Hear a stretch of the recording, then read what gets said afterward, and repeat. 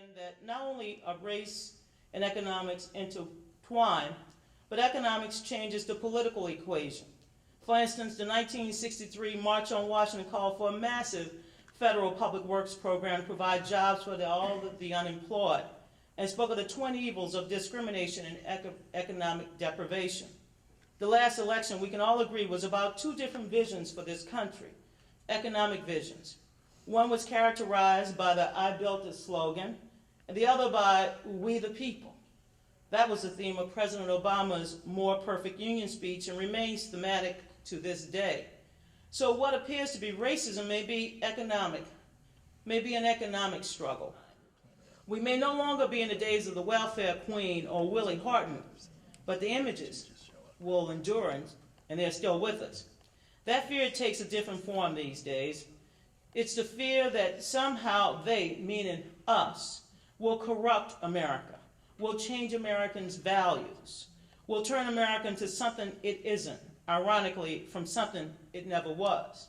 Thus, when Fox News anchor Bill O'Reilly says, as he did just before the election, and I quote, "The white establishment is now the minority," my first reaction was, so what?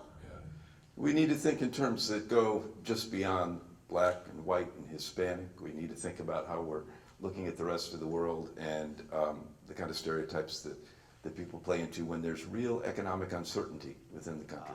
Rush Limbaugh, for example, held up Mitt Romney as the example of what can come to you when you work hard, and ignored the fact that Barack Obama was raised in a modest home, worked his way up to become the first black president of the Harvard Law Review, state senator, U.S. senator, twice elected president, compared to a guy who was born to the son of the governor of a state and the head of General Motors. You know, I don't really understand that. This was a study in which Michael Tesler showed people a picture of a black Portuguese water dog, which is the kind of breed that the Obamas have. In the survey, half of people were told this is Bo Obama, Barack Obama's dog, and the other half were told this is Splash, Ted Kennedy's dog. And the nice thing about the experiment is they both had the same kind of dog. Ted Kennedy was the one who suggested this breed to Barack Obama when he promised his daughters that they would get a dog after he was gone so much during the 2008 presidential campaign. And one of the daughters, I can't remember which, has allergies, and Portuguese water dogs are hypoallergenic, so it's great. Okay, so here's the study, okay, half C, it's Ted Kennedy's dog, half C, it's Barack Obama's dog. If it was told to you that it was Barack Obama's dog, whether you liked the dog was much more strongly related to whether you liked black people than if you were told it's Ted Kennedy's dog. So that's what we're talking about in terms of spillover. It happened again in 2010.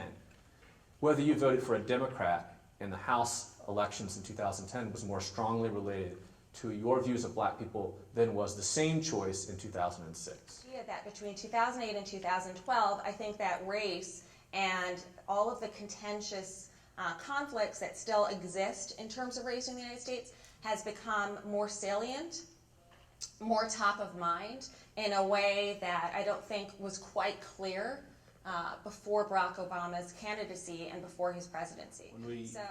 When we talk about race and came up to the 2012 election, of course, people knew that it was going to be a different election. 2012 was not going to be 2008. The political landscape had changed.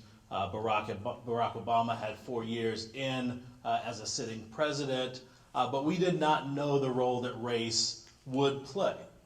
And so the question was not so much whether racial appeals would be used, at least for me, it was about what form they would take and what the source of those appeals would be. And of course we know historically the rise in racial appeals correlates with the increasing number of candidates of color, particularly in the 90s as you begin to see more people of color running for office, federal office in particular, more specifically those vying for higher percentages of white votes. So in this election in 2012, Romney tried the welfare ad and was certainly experimenting with it, but I don't think it sold. What's happened is that those kinds of appeal, part of it has to do with Obama and his character, but that those do not work as effective tools to build the conservative side in the way that it used to be. The other key element in this is that the proportion of the electorate made up of white working class voters, and they were the key target of these kinds of ads, has declined steadily. There are fewer and fewer white working class voters. White working class voters were the crucial linchpin of the rise of conservatism in the 1970s, 80s, and 90s. If you look at the margins that Republicans won by, and on the off years when they might not do so well, the white working class was a critical lever in putting the conservative movement over the top. In research, I found that during the 2008 campaign, long before Obama's election, white racial prejudice declined significantly based on the measures I used.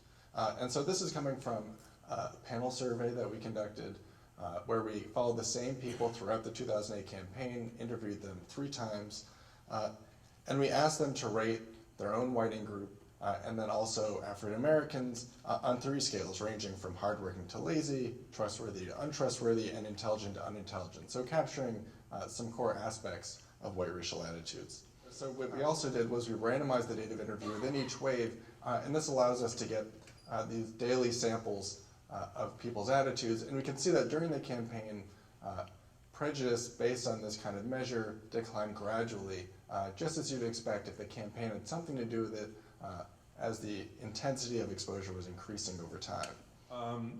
Now, the examples I'm about to show you, I've culled from these racist emails. I must warn you, they're vile and offensive because they represent a discourse undisturbed by social norms.